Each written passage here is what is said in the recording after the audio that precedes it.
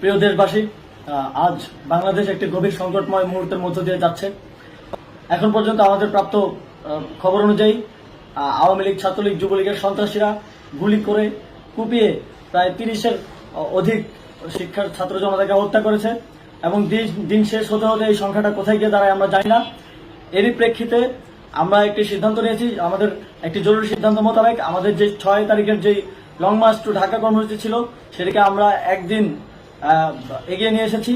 অর্থাৎ আগামীকাল 5ই অগস্ট সারা দেশের মুক্তিকামী জনতাকে ঢাকার উদ্দেশ্যে রওনা হওয়ার জন্য আমরা আহ্বান জানাচ্ছি। যারা পারবেন, যাদের পক্ষে সম্ভব হবে, আজ রাতেই আপনারা ঢাকার উদ্দেশ্যে রওনা হয়ে যান। আমরা আগামীকাল সারা দেশের মুক্তিকামী জনতাকে ঢাকায় আসার আহ্বান জানাচ্ছি। বিশেষ করে ঢাকার আশেপাশের যে জেলাগুলো আছে, আপনারা দায়িত্ব নিয়ে মসজিদের মাইকে ঘোষণা দিয়ে যাদেরকে পাবেন সবাইকে নিয়ে ঢাকার উদ্দেশ্যে রওনা হন। এই লড়াই আমাদের জন্য একটি চূড়ান্ত লড়াই। আমরা চূড়ান্ত ঘোষণার জন্য প্রস্তুত, আমরা গণভবনের দিকে যাত্রার জন্য প্রস্তুত এবং সেই উদ্দেশ্যেই আপনারা সবাই ঢাকা আসুন। আমরা আপনাদের সবাইকে নিয়ে আমাদের চূড়ান্ত দাবি আদায়ে এগিয়ে যাব। আমি জানি না সমন্বয়করা আজকে রাতে বেঁচে থাকতে পারবে কিনা, কিন্তু আপনাদের উপর আমরা এই দায়িত্ব দিচ্ছি। আপনারা সবাই নিজ দায়িত্বে ঢাকায় আসবেন আগামীকাল এবং পরশু পরিস্থিতি বিবেচনা করে পরশু গণভবনের দিকে 4 দিক থেকে আমরা রওনা হব। আমরা খুব আতঙ্কের সাথে লক্ষ্য করছি যে ছাত্রলীগ, যুবলীগ এবং আওয়ামী লীগের গুন্ডারা পুলিশের অস্ত্র দিয়ে পর্যন্ত সাধারণ জনগণের উপর হামলা করছে।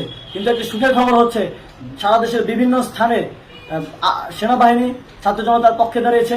আবার কিছু কিছু জায়গায় যেমন মিরপুর ও মোহাম্মদপুরে সেনাবাহিনী ছাত্র জনতার বিপক্ষে দাঁড়িয়ে গুলি চালাচ্ছে। আমরা সেনাবাহিনীর প্রতি আহ্বান জানাতে চাই, আপনারা এদেশের নাগরিক এবং আপনারা এদেশের নিরাপত্তার দায়িত্বে আছেন, এদেশের জনগণের যানবাহনের নিরাপত্তার দায়িত্বে আছেন। আপনারা দেশের পক্ষে এবং দেশের জনগণের জন্য কাজ করবেন। কোনো খুনি সরকারের জন্য, কোনো খুনি রাজনৈতিক দলের জন্য কাজ করবেন না। এটি এদেশের জনগণ আপনাদের থেকে প্রত্যাশা করে। আমাদের এই আন্দোলনে সম্পূর্ণ সমর্থন দিয়ে হয় নিরপেক্ষ থাকুন, অথবা এই খুনি বাহিনীকে, সরকারের খুনি বাহিনীকে প্রতিহত করুন, তাদেরকে যথাযথ শাস্তির আওতায় নিয়ে আসুন।